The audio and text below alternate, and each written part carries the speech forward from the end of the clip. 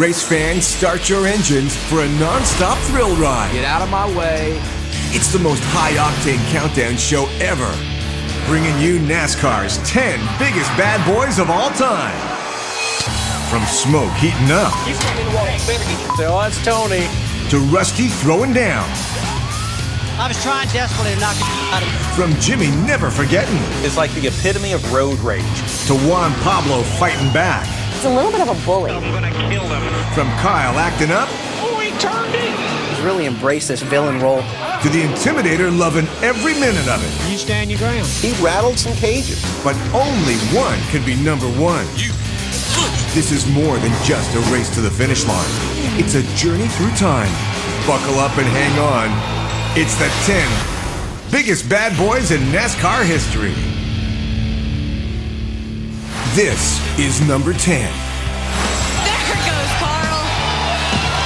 And the crowd is loving it. Carl has this cousin Carl image where everybody thinks he's squeaky clean and the most wonderful guy in the world. Carl is one of those guys you don't think is a bad boy, but really is. The back end of the 18 kick out. Okay, he got into it right there. Moved him out of the way. It's like a Jekyll and Hyde, really, with him. If you rub Carl the wrong way, literally or figuratively on the racetrack, Dr. Jekyll turns into Mr. Hyde pretty quickly. Brad pissed him off, and Brad definitely paid the price. Like Brad Keselowski found out, you can end up on your lids.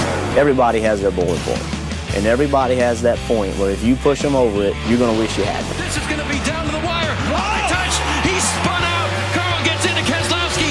Carl Edwards will win. That's the one right there. Man, I just couldn't let him take it from me. I had to do what I had to do. If he feels like he's been wronged in a big way. Oh, look, Carl wants to talk to somebody. Looks like it's Matt Kenseth, his teammate. Even by his own teammate. You saw him at one point almost try to punch Matt Kenseth. When he was flexing up to Matt Kenseth, his own teammate. Carl got up, got in his grill a little bit. Carl kind of faked a little punch, and Matt about jumped out of his fire suit. And Carl went, ha ha ha, went along his merry way. People say, oh, he's a dirty driver, he's doing this, he's doing that. Well, the only reason they're saying that is because you're winning. If you're not winning, they're not going to say it. Number 9. Was I a bad boy in NASCAR? Sometimes. Spencer climbing from his car. Oh, Jimmy's going right over to Dallenbach. Oh, and he's got problems with Wally. Here is a guy who's a stocky guy that didn't back down, maybe had a little chip on his shoulder. Jimmy Spencer. Steve Peterson with him, telling him calm down. When you earn the nickname Mr. Excitement, you earn that nickname for a reason. He was named Mr. Excitement because no matter where he was running in the race, whether it was top 5 or 35th, something was going to happen, something was going to get hit. Jimmy drove with an attitude. Jimmy Spencer is like the epitome of road rage. Oh, touch. Hit. And he let everyone know that he was going to move you out of the way if he felt like he had that position. He doesn't forget, and he knocks people out of the way, and that's exactly what he did through most of his career. And old man Earnhardt said to me one time, he says, Spence, let me tell you something. As long as you can look up there and they're yelling or they're booing, you're doing your job. Hey, sometimes that's exciting. Sometimes that was Jimmy Spencer. Cross those two guys off each other's Christmas card list. Number 8. Kurt Busch is a bad boy. Kurt Busch is a badass.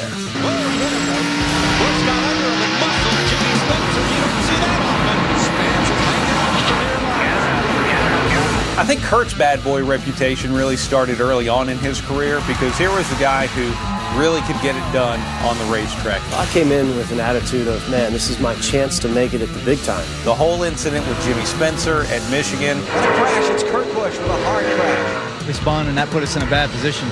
Back there with the decrepit old has-beens, I guess. I mean, that right there alone.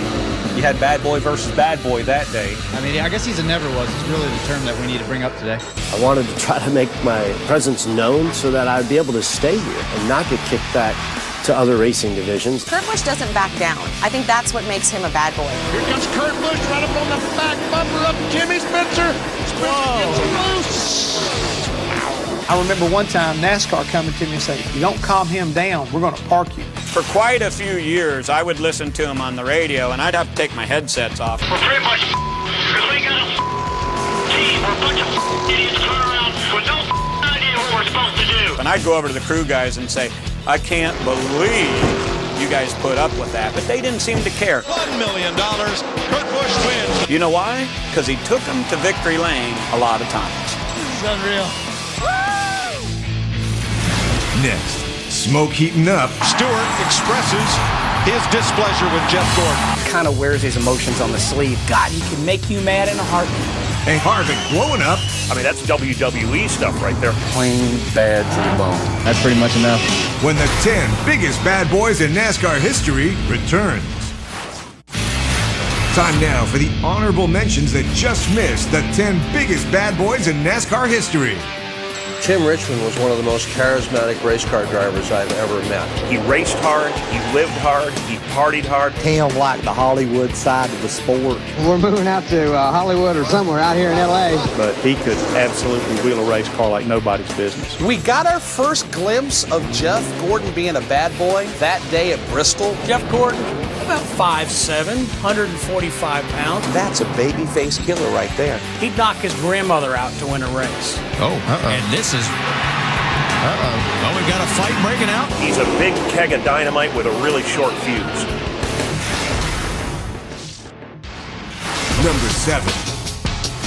I'm Abela Montoya of Bogota, Colombia. I never badmouth NASCAR, but if they do this to me, I'm going to kill them. Juan Pablo Montoya is certainly a bad boy. Juan gets pissed off, and there ain't no talking to him. Thank you, NASCAR, for screwing my day. He's a bad boy. He's a little bit of a bully. He is certainly one of the toughest competitors out there. Juan Pablo doesn't care what anybody else thinks about him. He doesn't care what anybody else thinks of the way he drives. Neither one of these guys are happy here. Harvick, stop it. Stop it. Montoya's to instigate this thing now. When he gets in the car, he's going to get on the gas. Drivers say he races aggressively. We've seen it. He is relentless. He doesn't want to give up an inch of ground. And when you get in Juan Pablo Montoya's way, when he's getting in the gas, tough luck. I really think that Juan Pablo just pressed that issue just a little too much. When he gets it in his head that he's going by you, whether you like it or not, he's probably going by.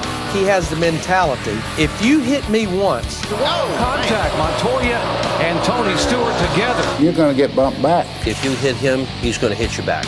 Looks like Montoya was on a mission to settle the score. They are going to black flag the 42 and hold him 2 laps for aggressive driving. Until you're destroyed, and in some cases, my car's destroyed. Yeah, that picture right there pretty much tells the tale. It's all about going to the front, get there, and stay there. And if you wrinkle up some sheet metal along the way, well, so be it. This is number 6. Tony Stewart, I believe, is a legitimate bad guy. Tony Stewart climbs the fence and captures the flag. Yes. It's cool. And they may call this Pepsi 400, but Coca-Cola still tastes a hell of a lot better. Tony's not afraid to be aggressive on track. He's the ultimate bad boy. Tony has earned his reputation, and he earned it pretty hard on the racetrack. Tony Stewart is his own man.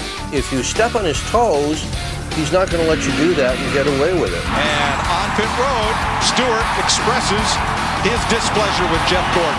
He runs his style of race. And they don't have no problem afterwards, off of the racetrack, telling you what you did wrong as well. If you're going to do it, then I'm going to do it. I'll slam you straight in the wall the next time you're anywhere near me. First time you slam me in the wall, you better get your... What'd you do? What'd you just do? You have this guy that is just extremely big-hearted and charitable, and yet you turn on the TV and here he is wanting to rip somebody's head off. He is that fly in your ear. He is that tick in your eye. And he's this. God, he can make you mad in a heartbeat. Kurt tried to come up in front of Tony, and he said, we're not having any part of that. Yeah, there was not a lot of give and take right there. Not at all. He had let a few guys go. Don't know where he's coming from today, so we're all real confused by Tony's driving. Kind of wears his emotions on the sleeve, and he's kind of high-strung as well when he's behind the wheel of the race car. Why did he do that? See, I'm bright enough to know who to mess with. I think I could outrun Jimmy Spencer, but Tony Stewart could wreck me in the parking lot pulling into a track, and I would just laugh and say, oh, that's Tony. Number 5. Some of these guys are posers. You know, they get mad and they go like, you better watch out, I'm going to get you. Kevin Harvick's not a poser. Oh, here we go. Yep. Kevin Harvick. Ricky Rudd. Yep. Kevin Harvick has swagger, and Kevin Harvick has attitude. Kevin Harvick is just plain bad to the bone. NASCAR officials telling Kevin to get off the car, get the crewman off the car. Kevin has got this competitive streak in him, this refuse to lose attitude. He's mean, he's ornery, he's nasty. Here we go. He walked across the top of the 21. And now it's on. He's a smart aleck. I mean, he has used the media perfectly to get his point across. Ricky Rudd took a cheap shot. If he's going to, take a cheap shot, he's going to get one back. I promise you that. A lot of guys do not want to mess with him. He's going to bite back. There we go. Bam. Oh, Harvick. Lost control of the car and it turned dead right into the pin. When Kevin Harvick is mad at someone, you talk about just a singular focus on something. I always said Greg Biffle was a good guy, but he's about the most impatient thing. I'll be waiting when he comes in. Coolest thing he ever did is jumped over those cars at Bristol and landed in Biffle's lap. Kevin Harvick leaps over the car to get to Greg Biffle. It was one of the coolest fight moments, I think, in NASCAR history. I mean, that's WWE stuff right there off the top rope. The look in his eyes, he had the crazy eyes that day. When he wants to get at you, he's going to get at you one way or another. Let's see if they're going to fight. I want to see this. All right.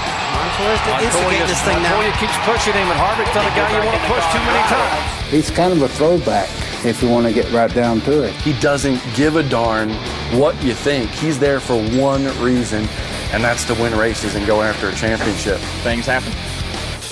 Things happen, that's it. That's it. Winning's everything, and if I have to turn somebody around to win a championship, so be it. Kevin Harvick is the epitome of a bad boy. Biffle's an idiot. That's pretty much enough. Coming up, Rusty and DW in a Bad Boy Smackdown. Tended to speak his mind. They know this is the car they got to beat. No, we're not playing this game. Compton attitude and straightens the people out. Hey, you got anything to say? I was trying desperately to knock the shit out of him. I just couldn't catch him. That's a bad boy. When the 10 biggest bad boys in NASCAR history returns. Welcome back to the 10 biggest bad boys in NASCAR history. This is number 4. DW is totally a bad boy. And he loves it too. How much does first place pay? Where's victory lane and how big's the trophy? I got cast into that role. I came into the sport and it was hard to get recognition. And at the time that Darrell came in, he was challenging the heroes of our sport. Fans didn't like DW anywhere because he beat all their favorites. He was one of those guys that people didn't want to see win. Here was this young, brash guy out of Nashville, Tennessee, basically saying, I can beat you. I'm going to beat you. And he beat all the guys that they grew up liking. He knew people didn't want to see him win. I think that made him race harder just to aggravate those race fans even more. Where Darrell got himself into trouble wasn't in the race car. It was out of the race car. Darrell Waltrip was a guy that could beat you and even make you feel worse about it than usual. He tended to speak his mind. Darrell could make people really hate to lose. Yes, I'm close for you. Boy, he could run that mouth. God dang, I love it. And DeKale gave me the nickname Jaws. When your nickname's Jaws, and it's Jaws because you're running your mouth, that's good stuff. I was, cracking them one-liners. Follow me in Tennessee. Any open microphone he could find, he would get in front of it. They told me the helmets cost more than hats. Use the hat. A camera lens, he'd hop in front of that. If anybody was listening, Darrell Waltrip was talking. He knew how to make the highlight reel outside of the race car. I think we've got a slight psychological advantage on everybody. They know this is the car they got to beat. I don't really think he cared what other people thought because he was winning races. Whatever he thought, he said. What he said, he did. It's me again in victory lane. And it's only that much more annoying if you do what you brag that you're going to.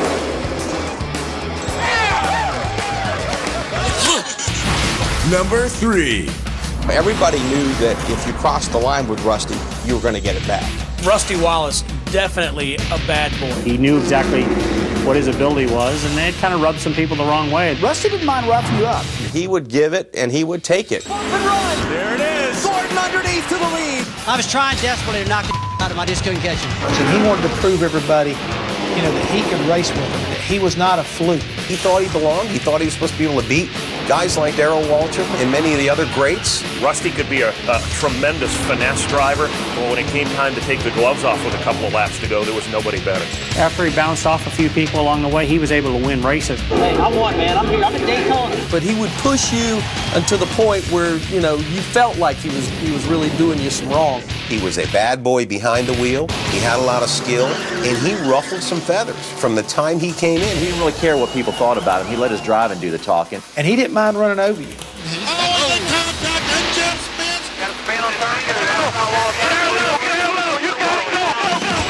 He tried to bring some of that short track mentality, which we all knew where it came from, and he applied it a little too aggressively, and a lot of guys, well, they didn't like it. They expect you to get out of the car after you've turned somebody or roughed him up and apologize, and Rusty wouldn't do that. And Rusty wasn't afraid to put that car in a hole at any time he needed to make a pass or to gain a position or certainly to win a race. Wallace comes down low again. He puts the tire. Waltrip loses it as they touch. The All-Star race in Charlotte, when he spun Darrell Waltrip out, I think really turned the tide for Rusty and made him a bad guy. I think it improved his reputation among those who like to see a guy that's not willing to take any baloney from anybody and a guy that wants to step on the gas to win the race. Tough race. I'm sorry for Darrell. Glad we won. They always say you can be confident, you can be cocky, just back it up. Coming up, it's old school versus new school. Intimidator! NASCAR needs a bad guy. I'll play it back, so I dumped him. You stand your ground. For the biggest NASCAR bad boy of them all. When the 10 biggest bad boys in NASCAR history returns. Welcome back. We brought you 8 of the biggest NASCAR bad boys so far. It's like a Jekyll and Hyde, really, with him. Carl gets into Keselowski. Dr. Jekyll turns into Mr. Hyde pretty quickly. Was I a bad boy in NASCAR? Oh, Jimmy's going right over there. Sometimes. Kurt Busch doesn't back down. Jimmy Spencer, you don't see that often. This is unreal. Juan gets pissed off, and there ain't no talking to him. Thank you, NASCAR, for screwing my day. Tony's not afraid to be aggressive. He's the ultimate bad boy. Make up your mind, all right? Kevin Harvick has attitude. Cheap shot. Follow me in Tennessee. Boy, he could run that mouth. Rusty didn't mind roughing you up. He would give it, and he would take I it. was trying desperately to knock him out of my just couldn't catch him. But now it's time for the biggest bad boys of them all. This is number 2. Today's driver, villain role, has to be Kyle Busch. They said we sped to keep from going a lap down. They're going to hold him one lap. Well, I guess that's a little hand signal given the NASCAR official. Current day, Kyle Busch is at the top of the list. Kyle Busch definitely is today's bad boy. He quickly figured out that he could own that real estate, and basically right now he does. And he takes the position back. Uh-oh, Kyle, will he retaliate? Yes, he turns him. You play that game, I'll play it back, so I dumped him. It fits Kyle good, I think. He's read in a way that is different. He hasn't been accepted yet for that hard-charging style. There he goes. He's sticking that nose down there. Oh, and he got him up the hill. Got him. Yeah, baby. That's what I call confidence right there. Kyle Busch willingly wears the black hat. Kyle Busch plays the role very nicely. Stop flipping me off and just drive your you little yeah. Flip me off again. I'll dump you. He was not afraid to spin at Dale Earnhardt Jr. at Richmond. He's got him. I believe he's got him this time. Oh, he turned him. No. Oh, he turned him. No. Taking Earnhardt out, he became the bad boy of Richmond, Virginia, NASCAR, period. Whether it's fair or not, he's going to need some security from all of us. Earnhardt Nation and his legions of fans came down hard on Kyle. And Kyle's racing out there. It's just part of the business. And then from that moment on, I think he's really embraced this villain role. He's just not interested in anything other than winning the race. And when he doesn't win, he's not a pleasant guy to be around. Somebody better keep me away from Denny Hamlin after this race. I swear I'm going to kill them. All his fault. I had this race won. It was won. He's one of these guys that I think has been one of the first to embrace the villain role. Never mind that he's a great racer.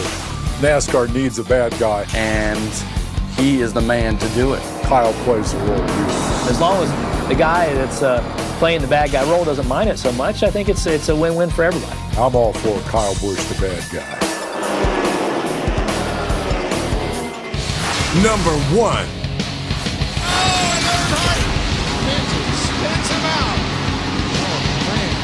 I don't think there's any question that Dale Earnhardt was the baddest of the bad boys. He was NASCAR's original bad boy. You stand your ground. And a lot of times it comes out bad, but a lot of times we win the races too. Dale Earnhardt embodied what being a bad boy in the sport was all about. I mean, he was Darth Vader. Didn't care what anybody thought. He wore the black, and he was proud of it. And he was a bad boy at a lot of different levels. You look at his nickname. The Intimidator is scraped and beaten on the right side. But he will not be denied. When you Think about the Intimidator. He did it more with looks. I mean, he carried himself in a very cocky, brash way. When he walked inside the garage, If you watch Dale Earnhardt walk through the garage, he knew he had a role to play. I am in charge. You're not going to push me around. In fact, you better be looking over your shoulder because I may be the one doing the pushing. And it was easy for him because he wrote that script. Dale Earnhardt would intimidate people. They would get out of the way. And guess what? If you didn't get out of the way, he would move you. And he'd move you hard enough.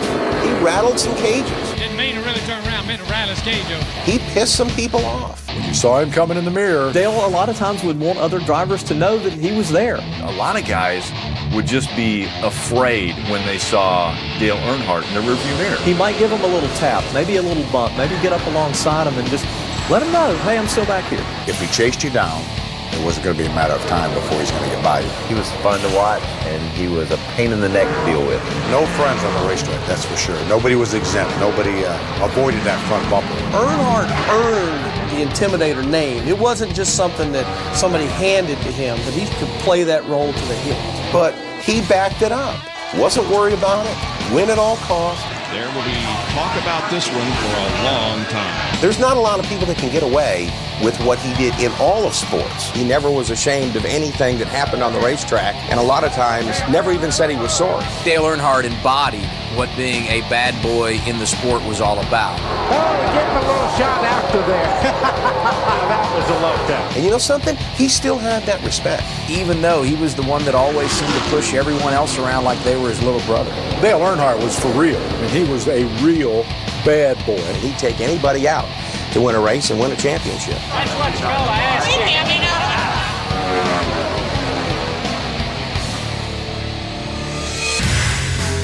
This is going to be down to the wire. High touch.